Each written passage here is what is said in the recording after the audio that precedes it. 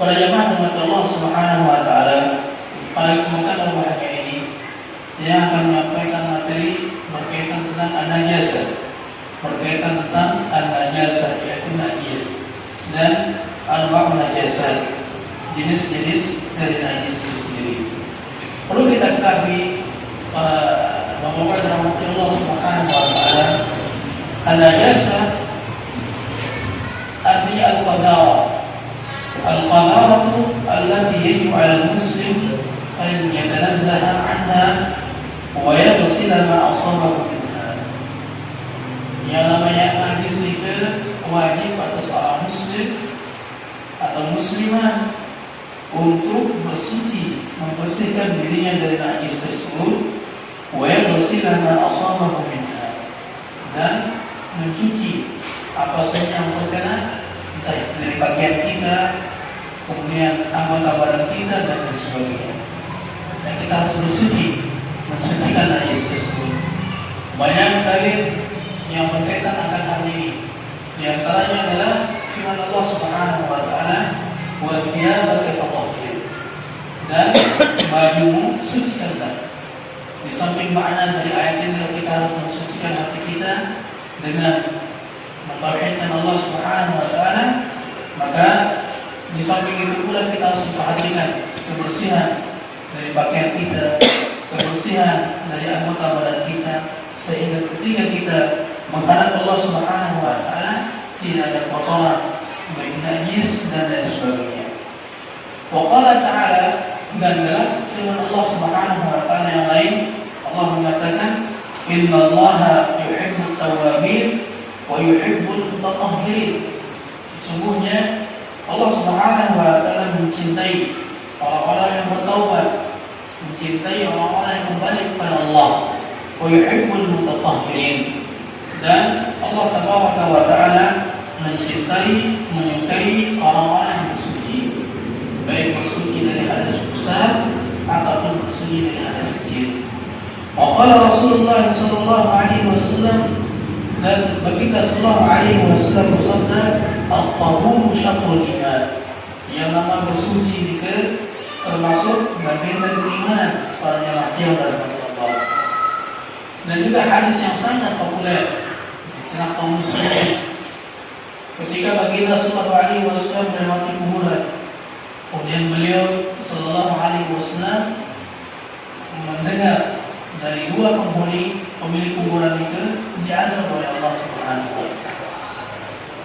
Dan mereka berdua ini tidaklah diazab karena dosa yang sangat besar, akan tetapi diazab karena hal yang sepele sifatnya, yang mana hal itu tersebar luas.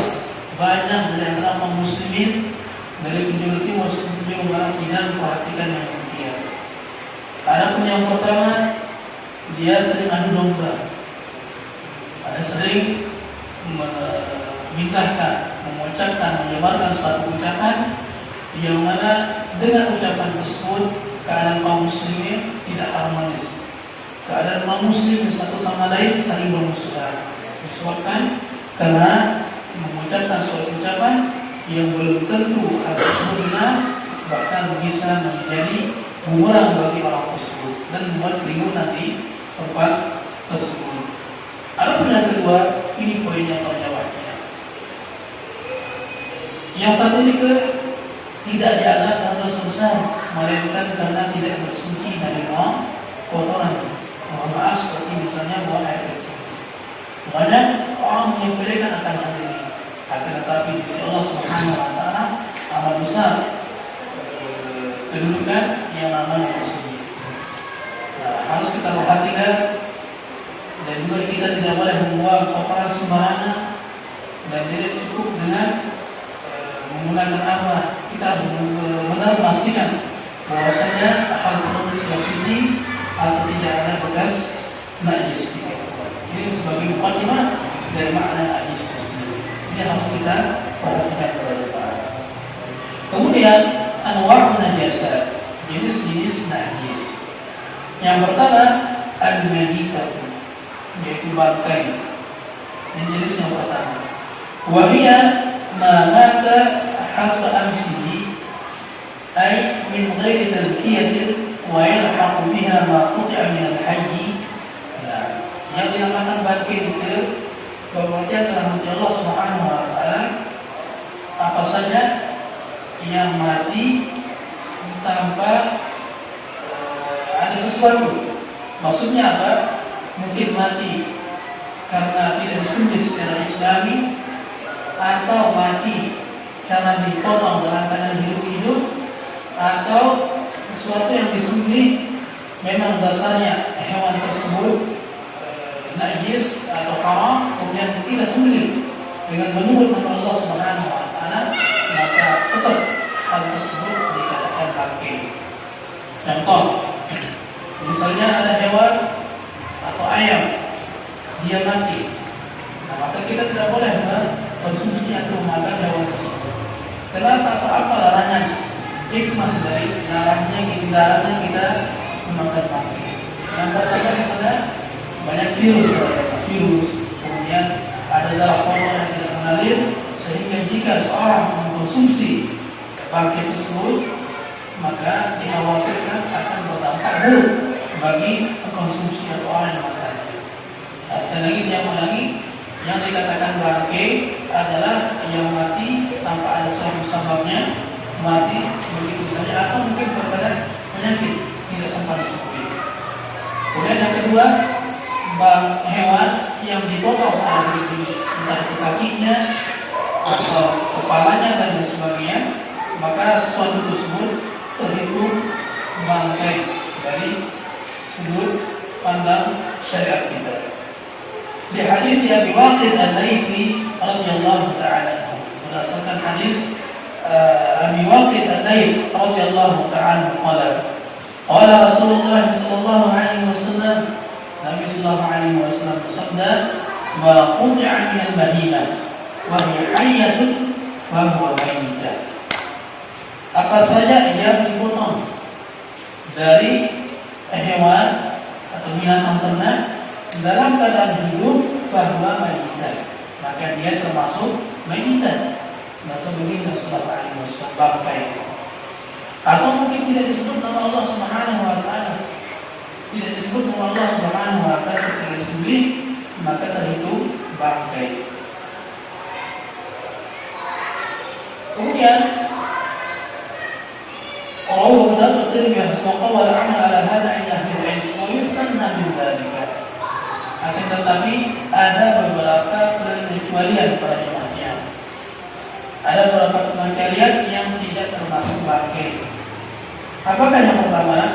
Yang pertama, maitatus samaki wal jarad fa innaha tahirah, yaitu bangkai dari ikan ataupun bangkai dari belalang, fa innaha tahirah. Maka dua hal itu, dua hewan itu tahirah, suci, hanya boleh dikonsumsi. Yang banyak di antara pengusaha yang sering makan ikan laut. Kebanyakan yang pengusaha itu beli hidup-hidup atau mati, atau mungkin ikan air tawar dan sebagainya. Atau mungkin ada di antara yang pengusaha sudah makan belalang. Ini tentunya dihalalkan atau diperbolehkan, dan tentunya mereka atau dua jenis hewan itu tahirah, yaitu suci. Di hadis Ibnu Umar radhiyallahu anhu qala Rasulullah sallallahu alaihi wasallam, berdasarkan hadis Ibnu Umar radhiyallahu anhu qala Rasulullah sallallahu alaihi wasallam, Rasulullah sallallahu alaihi wasallam bersabda, "Uhilla lana maitatani wa daman." Dihalalkan untuk kami, untuk umat itu adalah dua bangkai, wa daman, dan dua darah. Amal maitatan farqun wal jawan. Adapun dua bangkai itu adalah dua, maksudnya ikan paus, wal jawan, belalang, wa amad daman fal kabid wa tuhal. Yaitu yang kedua, dua hal terakhir adalah hati dan limpa. Rawi Ahmad Asy-Syafi'i wa Malik wa Bihaqi wa Al-Qutni. Lain seperti yang pernah ditanyakan oleh salah seorang sahabat berkaitan tentang apa saja yang terdapat di lautan mereka para jemaah yang dirahmati Allah. Dan apa saja yang terdapat di lautan halal hukumnya untuk kita konsumsi hal tersebut. Karena suatu saat Rasulullah SAW pernah ditanya oleh salah seorang sahabat berkaitan dengan ketika itu para sahabat membawa bekal yang sangat sedikit. Ada air ini cukup untuk minum saja. Kalau berwudu tidak cukup untuk minum. Kemudian baginda sallallahu alaihi wasallam bersabda, "At-tahuru ma'ahu al-hillu bi'atuhu." Air laut tersebut suci dan hewan atau apa saja yang terdapat di lautan tersebut halal, makanan halal untuk dikonsumsi. Nah, begitu pula pada salah satu peperangan para jemaah dengan Allah Subhanahu wa taala berkaitan tentang makan bangkai yang berasal dari lautan, yaitu salah satu peperangan yang mana karena kaum muslimin saat itu sangat-sangat lapar, makanan sudah habis, minuman apalagi berapa. Kemudian tiba-tiba Allah Subhanahu wa taala mengeluarkan atau lautan tersebut memuntahkan seekor ikan yang disebut saat itu adalah ambar. Ikan yang disebut oleh para sahabat radhiyallahu ta'ala namanya ambar, yaitu sejenis ikan paus. Sangat besar sekali yang tidak pernah ukuran para sahabat tidak pernah kami melihat ikan sebesar ini. Kemudian satu perangan kami mengkonsumsi ikan itu, ikan paus gede. Kemudian para sahabat mengkonsumsi selama setengah bulan, 2 minggu, 4 paus gede itu. Kemudian ketika mereka selesai berperang, pulang ke Madinah dan menghadap baginda sallallahu alaihi wasallam. Lalu para sahabat itu mengatakan, "Wahai Rasulullah, sungguhnya kami selama peperangan memakan bangkai dari yang berasal dari lautan. Bagaimana hukumnya yang kurang lebih seperti ini?" Nabi sallallahu alaihi wasallam bersabda, "Sekiranya ada sisa, tolong kasih kami juga ingin makan ikan tersebut." Ini menjelaskan apapun yang keluar dari laut oleh Allah Subhanahu wa taala adalah halal untuk kita konsumsi. Ini berkaitan dengan ikan. Kemudian wal jawab, apa jawab? Belarang.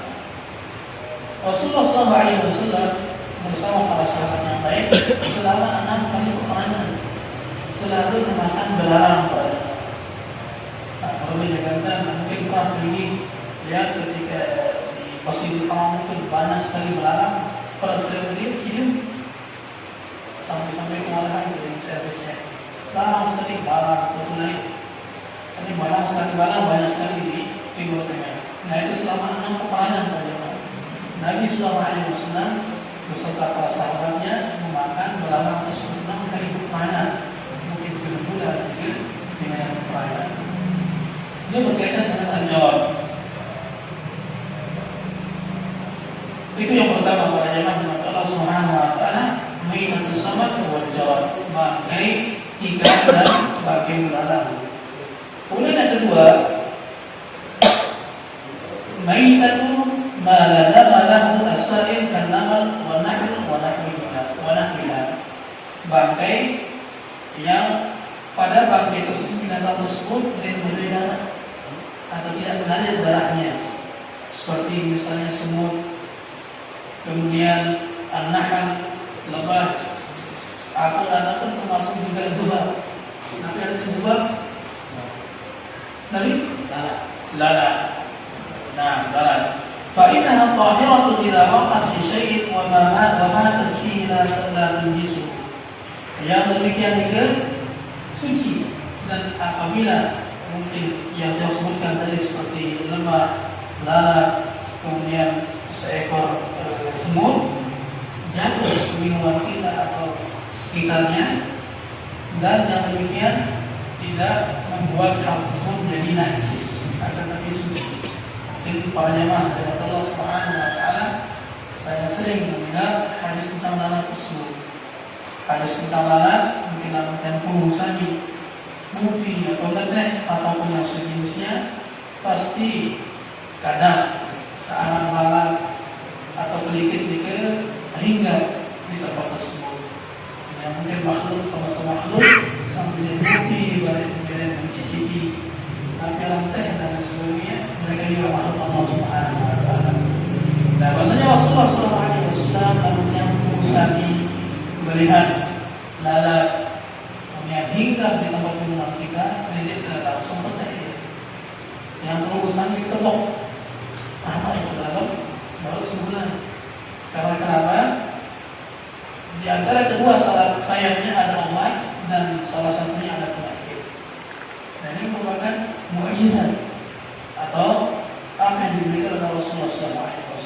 Ada hal-hal yang kita ketahui hikmahnya dari sisi medis pada jemaah Allah, dan ada hal yang kita kerjakan ibadah ini semata-mata ta'abbudiyah, semata-mata sebagai penghambaan diri kita kepada Allah Subhanahu wa Ta'ala. Contohnya lalat itu.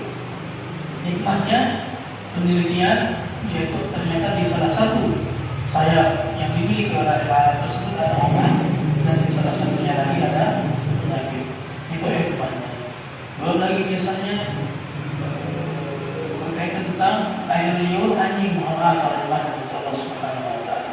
Dari sisi medis ternyata ada penelitian kenapa Rasulullah SAW memerintahkan kita mencuci sesuatu yang kena air liur atau dijilat oleh seekor anjing sebanyak 7 kali. Satu di antara 7 kali tersebut menggunakan debu. Karena menurut penelitian bakteri yang keluar atau yang berasal dari seekor anjing itu tidak bisa mati dengan air saja, bisa mati dengan debu.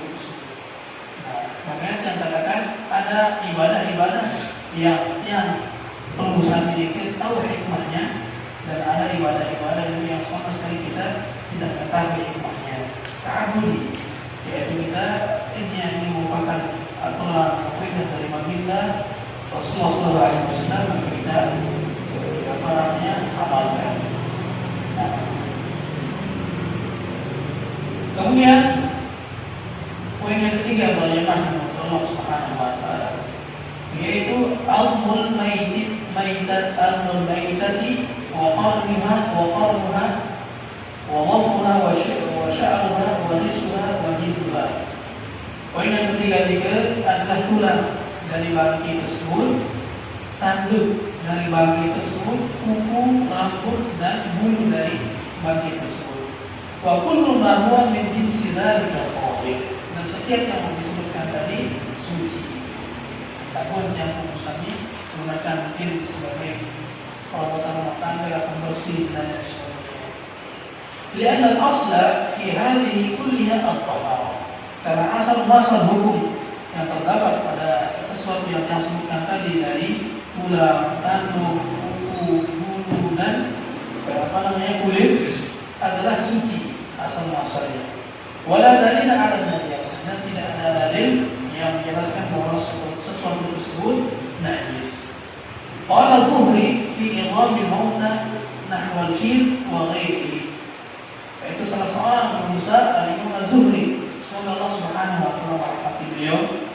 Beliau mengatakan, "Adrabtu nasan min salatil ulama." Aku menemukan manusia dari ulama-ulama terdahulu. Yatamasyatuna biha wa yadhanuna fiha. Mereka menggunakan tulang belulang mereka sebagai sisir. Benar pada zaman seperti yang merusak sisir dari plastik atau penuh. Dari zaman-zaman terdahulu mereka menyisir rambutnya dengan tulang, dan mereka menjadikan wadah tulang belulang sebagai tempat terhubungnya rambut. Ini seperti yang dikatakan oleh Imam Zuhri rahimahullah ta'ala, la yaruna fihi ba'san, dan tidak ada sedikit pun masalah dari apa yang mereka perbuat. Kemudian wa 'an Ibnu Abbas radhiyallahu anhu qala tusuddaqa ala maulati Maimunah bisyadin kamat. Yaitu Maula Maimunah, beliau itu diberikan seekor kambing kamat, tapi kambing itu mati. Famara biha Rasulullah sallallahu alaihi wasallam. Kemudian Rasulullah sallallahu alaihi wasallam lewat. di sekumpulan orang tersebut yang melihat seekor kambing mati. Halla akhadtu biha fadamtuhu fantaba'tu bihi faqalu innaha mayyitah faqala innama hulima akluha. Nah, ketika itu Rasulullah SAW melihat seekor kambing yang sudah mati.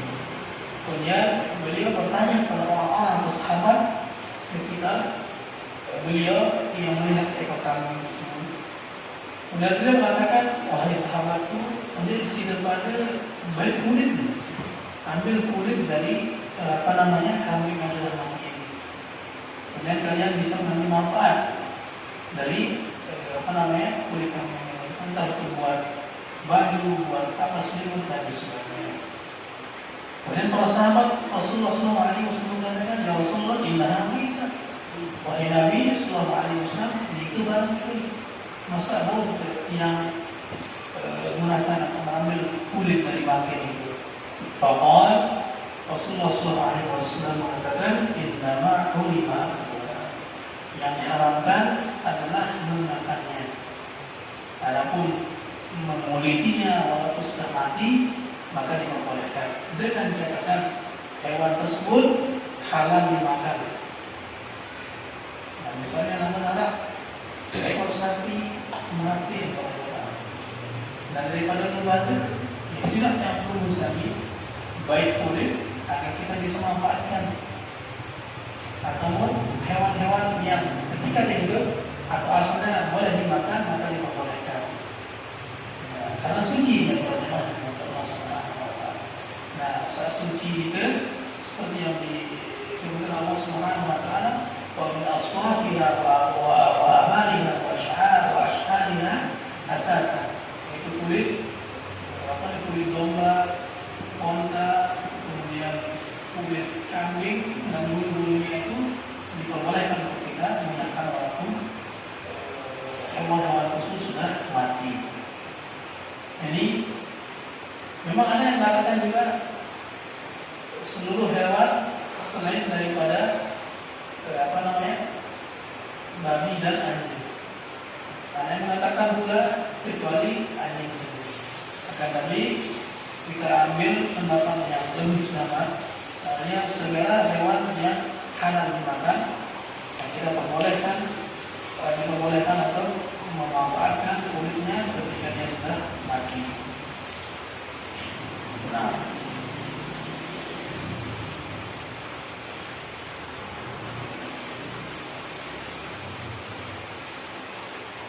kemudian Ibnu Abbas radhiyallahu anhu annahu qala hadhihi ayat. Kemudian Abdullah bin Abbas radhiyallahu taala anhu beliau membaca ayat Al-An'am surah Al-An'am ayat 145. Qul la ajidu fima uhiya ilayya muharraman ala ta'imin yat'amuhu illa an yakuna maitatan.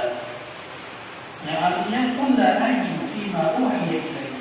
Katakanlah Muhammad, aku tidak mendapati terhadap apa saja yang aku wahyukan kepadaku muharraman, sesuatu yang diharamkan, ala ta'imin, atas sesuatu makanan yang dimakan oleh orang-orang, illa an yakuna maitatan, kecuali sesuatu tersebut telah menjadi bangkai, maka diharamkan untuk memakannya.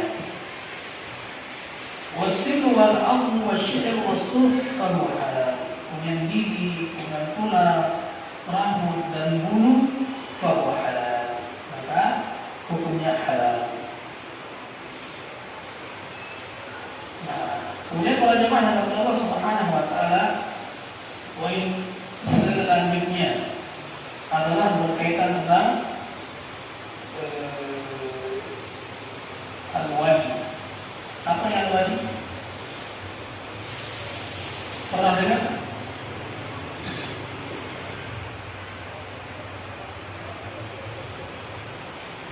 Wa huwa ma'un abyad sakhiyun yakhruju ba'da al-maut. Air putih melainkan yakhruju ba'da al-maut, yang keluar setelah yang kencing. Wa huwa najasun min ghairi khilaf, dan dia ini termasuk najis. Nah, sekali lagi, karena muncul agak melekat lengket sedikit. Nah ini terhitung najis. Qala Aisyah wa amal wadi fa innahu yakunu ba'da al-maut fa yaghsilu dzakarahu wa an-mufiyatu wa yatawadda wa la yaghtasil. Nah, cukup bagi orang yang keluar wadinya itu ketika selesai kencing, cukup dia mencuci kemaluannya dan berwudu, tidak perlu mandi. Wa Ali bin Abbas radhiyallahu anhuma al-mani wal wadi wal madi. Amma al-mani fa fihi ghusl wa amma al-madi wal wadi fa fihi ma isbahu tahur. Nah, Abdullah bin Abbas radhiyallahu anhu mengatakan berkaitan dengan 3 air zikir.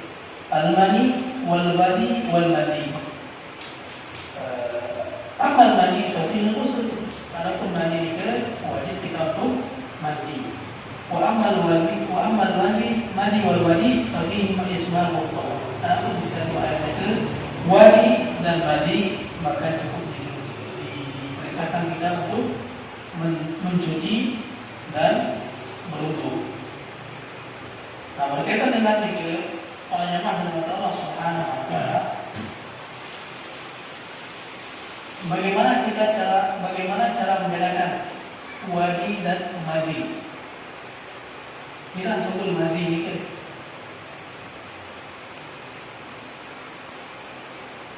waktu orang terangsang kan? Waktu orang terangsang atau mungkin syahwatnya. Nah, madi kan keluar ketika seorang misalnya memiliki sesuatu yang berhubungan dengan mohon maaf seks atau hubungan ranjang dan lain sebagainya. Dan pengertian dari madi ini ma'un abyad lazat yakhruju 'inda tafkir fil jima' aw 'inda al-mula'abah wa qad la yash'ur al-insan bi khurujihi wa yakunu min ar-rajul wal mar'ah illa annahu min al-mar'ah akthar. Air madi ini adalah air yang putih lengket bergerak sedikit pada jemaah yang keluar indah tafkir. Sungguh air mani itu ketika seorang memikirkan sesuatu, khususnya jima, saat jima, atau indah mula'abah, atau ketika melakukan bercumbu, bersentuhan. Waqad la yash'ur al-insan bi khuruji, dan terkadang seorang tidak merasa bahwasanya dia telah mengeluarkan mani. Wa yakunu min ar-rajul wal mar'ah, dan air mani itu keluar dari laki-laki dan perempuan illa annahu min al-mar'ati aktsar. Tetapi mani itu lebih banyak keluar dari seorang perempuan. Wa huwa najisun bi ittifaq ulama, dan dia najis berdasarkan kesepakatan para ulama. Illa annahu idza asaba al-badan wajaba ghusluhu wa idza asaba al-thawb iktafa fihi bi-rish bil-ma'. Namun air negara mengenai badan kita atau kaki kita atau paha kita wajib ghusluhu. Yaitu wajib kita mencuci bekas-bekas air mandi tersebut. Wa idza asaba al-thawb iktafa fihi bi-rish bil-ma'. Nah, namun kena yang seputarnya maka cukup dengan memercikan air kepada area yang kena dari bekas air mandi tersebut. Karena hal ini najasah syukur iktiras anha dikatakan ma yusib tiada syab al-azab, karena yang demikian akan sulit untuk menggunakan diri, terutama misalnya seorang pemuda yang masa-masanya atau masa-masa syahwatnya bergejolak, yang terkadang ketika dia melihat lawan jenis atau terkadang ketika dia memikirkan sesuatu rentan akan keluar air dari mani tersebut. Seperti misalnya contohnya dari sahabat mulia radhiyallahu anhu Ali bin Abi Thalib. Beliau Ali bin Abi Thalib rajulun mazzaq, laki-laki yang sering keluar air mani. Ini setelah sahabat radhiyallahu anhu. Kemudian beliau meminta salah seorang dari sahabat yang lain untuk bertanya kepada Rasulullah SAW. Ada yang tahu kenapa Ali bin Abi Thalib tidak langsung bertanya kepada Rasulullah?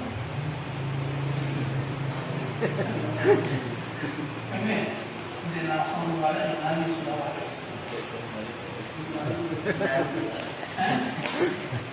Nabi? Ya. Malu deh. Tidak Nabi lah, malu lah dia. Karena siapa istrinya? Fatimah. Sebagai jabatan dia.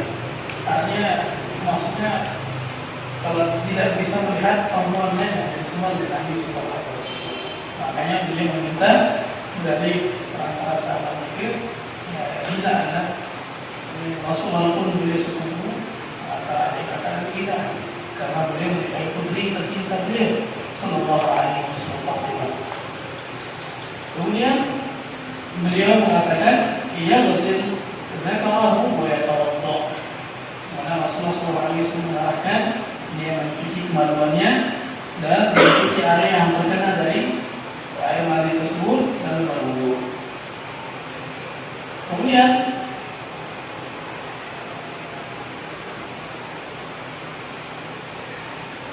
dan ada salah seorang sahabat, beliau mengira ketika keluarnya mani itu wajib mandi seperti air mani. Maka beliau mengatakan kuntu al-qamil mandi syiddatan wa anab. Aku ini yaitu dari Sahal bin Hanif radhiyallahu anhu, dari Sahal. Nah, beliau mengatakan aku sering kali keluar air mani itu. Wa kuntu aktsar minhu al-tisal, setiap kali sudah keluar mandi. Mungkin dalam semenit mandi ini memberatkan pada Allah Subhanahu wa taala. Ya akhirnya syariat kita bakal kita meninggalkan dengan tidak berwudu. Fadzakar dzalika Rasulullah sallallahu alaihi wasallam faqala inna yujizika min dzalika al-wudu. Faqultu ya Rasulullah kaifa yusibu thawb minhu qala yakfika an ta'khudha kufan min ma' fatandahu bi thawbaka haythu tara annahu qad asaba minhu. Itu Rasulullah sallallahu alaihi wasallam mengarahkan untuk mencuci kemaluannya dan berwudu, dan beliau ini Suhail bin Hanif itu bertanya lagi kepada Rasulullah SAW. Lalu bagaimana ketika ayat tersebut mengenai pakaian wahai Rasulullah? Cukup dengan memercikannya lalu menggosok-gosoknya sehingga bekas dari air mani tersebut hilang. Ini berkaitan dengan air mani pada jemaah Rasulullah. Kemudian yang selanjutnya air mani. Dhahab ba'd ulama ila al-qawl bi an-jasadi wa dhahir annahu tahir. Sebagian ulama mengatakan bahwasanya air mani ini kena najis.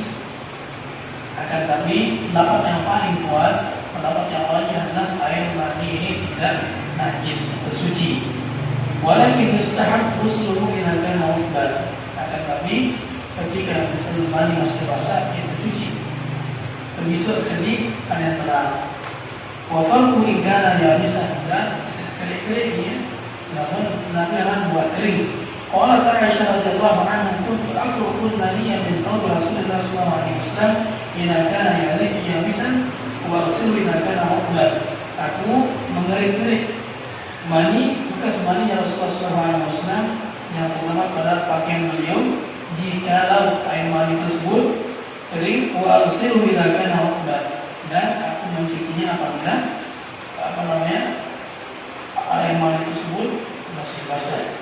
Pertanyaannya, apakah basahnya dari kemaluan perempuan najis seperti itu?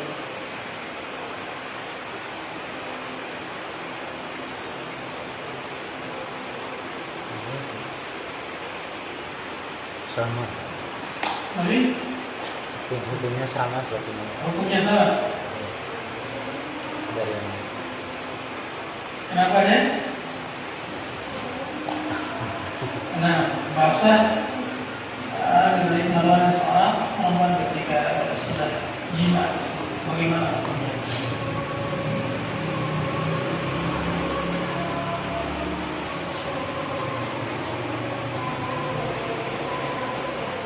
Nah, bagaimana?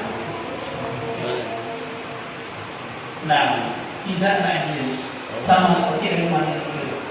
Karena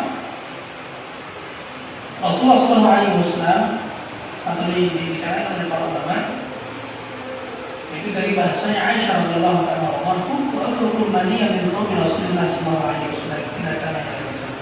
Otomatis ketika seorang telah melakukan hubungan suami istri dan tentunya akan mengeluarkan air, dan tentunya juga di sana akan bercampur antara air mama dan air minum. Nah, maka ulama menghukumi basah yang terdapat pada perempuan tidak najis, sama seperti yang telah dilakukan atau hukum yang terdapat pada seorang laki-laki. Seperti hadis berikut itu apa ulmanya yang Rasulullah SAW karena Aisyah yang bisa melakukan bila kana mukbal. Namun kering karena sekitar subul dari kejemaatan Allah. Karena ketika jima segala subul, nah ini sudah mau bercampur baur antara air dari laki-laki tersebut ataupun dari perempuan, maka dihukumi sama hendak najis alias suci. Ada sebuah kisah pada zaman Rasulullah SAW. Ini kisah nyata, kisah benar dan orang yang masih hidup yang dihidup. Ketika beliau sedang tawaf di Masjid Haram, ada salah seorang dari warga negara lain. Kemudian ketika tawaf, ini orang tak bisa melihat lawan jenis pada kita. Semoga Allah Subhanahu wa Ta'ala mengampuninya. Di sana fitnah kan? Fitnah. Yang berbagai macam makhluk ada di sana. Dari yang Islam yang dengan makhluk-makhluk berkumpul. Nah, ketika dia melihat lawan jenis, bukan wadi yang keluar, bukan mani yang keluar, tapi mani sesuatu pada sedang tawaf ini. Tawaf dari Allah, kemudian saat itu pula langsung sudah mati. Saking mungkin syahwatnya terlalu besar, yang tidak sampai mani saja bahkan mani, akhirnya dia membatalkan tawafnya dan Nabi pergi ke hotel untuk mandi, lalu balik lagi untuk tawaf. Mungkin malah banyak kisah-kisah yang seperti itu. Nah, entah itu mani yang seperti yang kita ketahui bisa keluar karena hubungan, kemudian bisa keluar karena terlalu capek sekali pada Allah Subhanahu wa Ta'ala, dan bisa keluar karena mimpi. Berkaitan dengan air mani juga yang mengenai baju, sama seperti kedudukannya seperti misalnya hijau ini kena baju kita di sebelah sana, mengeluarkan hijaunya, kemudian kena baju atau yang lainnya, maka cukup kita membersihkannya saja. Itu air mani sama persis seperti yang disebutkan. Itu berkaitan dengan air mani pada jemaah. Kemudian yang terakhir berkaitan tentang muntah dari seseorang dan air kencing dari anak bayi. Wa najatu hadhihi al-ashya' muttafaqun alayh illa annahu yu'fa an yasir al-tayyib. Dan muntahnya sekali oleh jemaah Allah Subhanahu wa Ta'ala dimaafkan. Wa yukhaffaf fi bawl as-sabi, dan diberikan keringanan berkaitan tentang bawl as-sabi, air kencing anak kecil. Alladzi lam ya'kul at-ta'ama fa yaktafi bi tathihi bi-washi, yaitu bayi yang masih kecil yang belum makanan kecuali ASI saja, yang belum makan kecuali ASI, dan cukup dengan memercikannya saja. Selama yang saya punya bayi nenek, insyaallah pergi sami paham. Li hadits Ummu Qais radhiyallahu anha annaha atat an-nabiy sallallahu alaihi wasallam bi ibniha lam yablugh an ya'kula ta'am wa anna ibnaha dhaka bala min hajr an-nabiy sallallahu alaihi wasallam. Pada Rasulullah SAW bimain pada Tuhan, yaitu Ummu Qais. Beliau saat itu menggendong anak beliau, kemudian Rasulullah SAW menggendong anak dari Ummu Qais. Nah, saat beliau menggendong bayi itu kencing di pakaiannya dari pakaian Rasulullah SAW. Kemudian Rasulullah SAW meminta untuk diambilkan air, kemudian Rasulullah SAW membersihkan ke tempat-tempat yang terkena. dan beliau tidak mencuci pakaian beliau. Wa Ali radhiyallahu anhu qala Rasulullah sallallahu alaihi wasallam, hadis yang lain dari sahabatnya mulia Ali bin Abi Thalib, semoga Allah Subhanahu wa taala meridai beliau. Qala Rasulullah sallallahu alaihi wasallam, baulul ghulam yuqdah alaihi wa baulul jalad yusal. Air kencing dari bayi laki-laki cukup dibersihkan saja. Adapun air kencing dari bayi perempuan dicuci pakaian yang terhadap. Qala qadada wa hadha ma lam yat'ama fa in ta'ama ghusila bawluhu. Ini catatannya selama dia bayi itu atau bayi ini belum makan sesuatu, hanya ASI saja. Umur berapa bayi belum makan? Umur 6 bulan. Selama dari bulan pertama sampai dengan dia belum makan sesuatu, maka tetap disyaratkan dan memperhatikan yaitu bayi laki-laki dengan membersihkan saja. Ada yang tahu kenapa banyaknya khusus untuk air kencing bayi laki-laki membersihkan saja, lalu bayi perempuan, bayi perempuan dicuci. Nah, bapak-bapaknya yang sudah pengalaman banyak.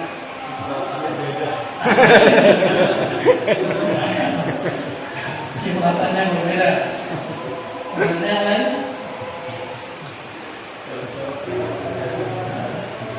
Nah, seperti yang beliau bilang, mungkin kalau bayi laki-laki ya pertama pada titik-titik tertentu cipratnya. Sementara yang ini langsung mengelaknya, langsung mengelak nanti basah suara. Nah itu yang menyebabkan kenapa khusus untuk air kencing bayi yang belum makan sesuatu dibersihkan saja. Adapun perempuan walaupun belum makan tetap dicuci. Nah,